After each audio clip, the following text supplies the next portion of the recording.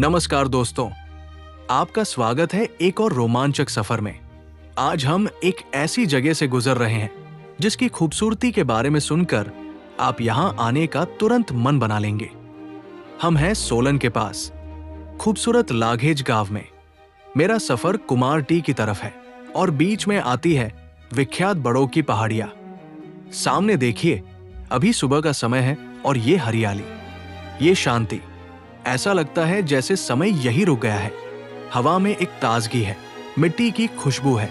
ये वो दृश्य है जो बड़ी बड़ी स्क्रीन पर भी आपको नहीं मिलेंगे। प्रकृति ने आज अपना सबसे सुंदर लिबास पहना है।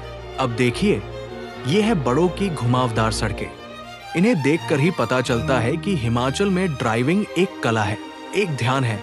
हर मोड़ एक नया कैनवस खोलता है।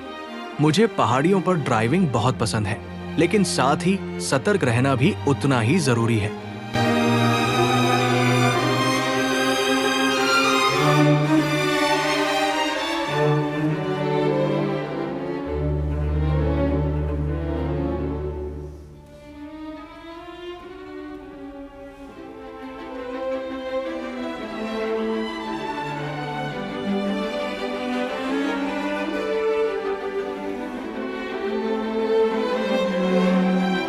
जरा इस नजारे पर एक नजर डालिए।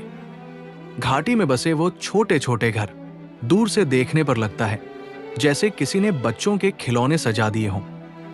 ऊपर ये चीड़ के पेड़, सूरज की किरणें पत्तों से छनकर नीचे आ रही है। ये दृश्य न सिर्फ आंखों को बल्कि आत्मा को भी शांति देते हैं।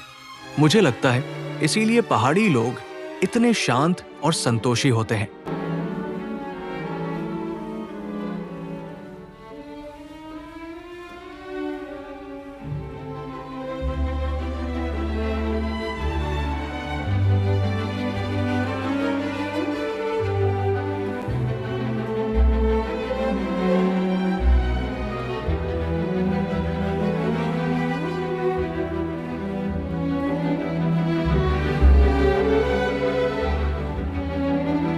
और अब सड़क के किनारे मुझे एक बुजुर्ग महिला दिखाई दी। उनका हाथ ऊपर उठा हुआ था, लिफ्ट मांगने का इशारा। मैंने देखा है, इन क्षेत्रों में नियमित बसें या टैक्सी बहुत कम होती है। लोगों को अक्सर लंबी दूरी पैदल ही तय करनी पड़ती है। मेरी गाड़ी में जगह है तो मानवता का तकाजा यही है कि उन्हें मदद की जाए। मैंने धीरे से गाड़ी रोकी। मैंने उन्हें बैठने का इशारा किया। उनके चेहरे पर लिफ्ट मिलने की एक हल्की सी राहत थी। मैंने उनसे पूछा, कहाँ जा रही हो मां? और फिर जो बातचीत शुरू हुई उसने मेरे दिल को छू लिया। वो बता रही थी कि कैसे सर्दी के महीनों में यहां का जीवन कितना मुश्किल हो जाता है।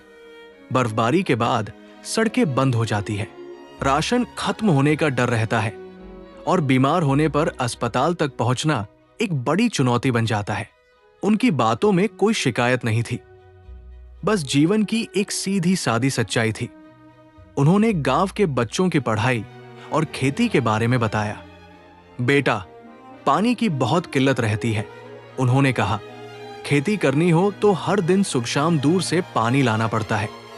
उनकी उम्र देखिए और फिर भी उनकी मेहनत। वो आज भी 2 से 3 किलोमीटर पैदल चलकर जरूरी सामान लेने जा रही थी।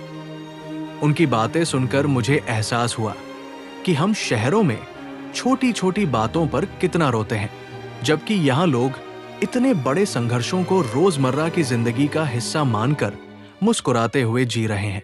उनकी सादगी, उनका ईश्वर पर विश्वास और मेहनत ही उनकी ताकत है। थोड़ी दूर चलने के बाद उनका गांव आ गया। उन्होंने मुझे सच्चे दिल से आशीर्वाद दिया। वो आशीर्वाद सिर्फ लिफ्ट देने के लिए नहीं था, वो उस छोटे से समय में मानवता दिखाने के लिए था।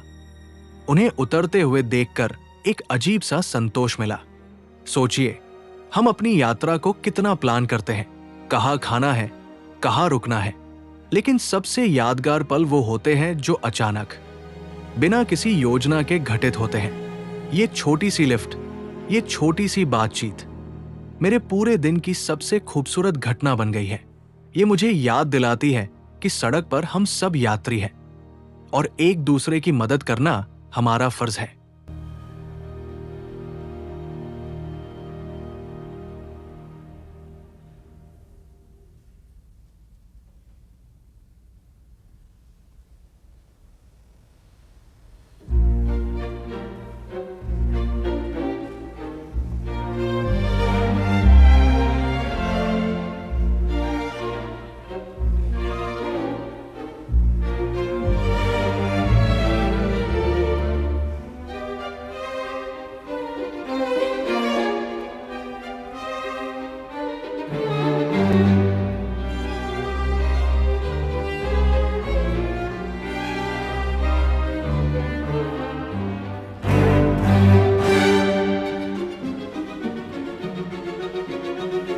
सामने से जो ट्रक आ रहा है, आप उसका अनुशासन देखिए।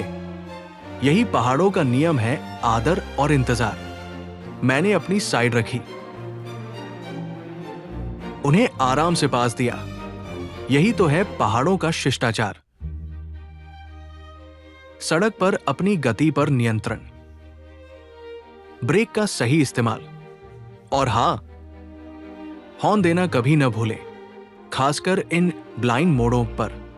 यही सुरक्षित यात्रा की कुंजी है।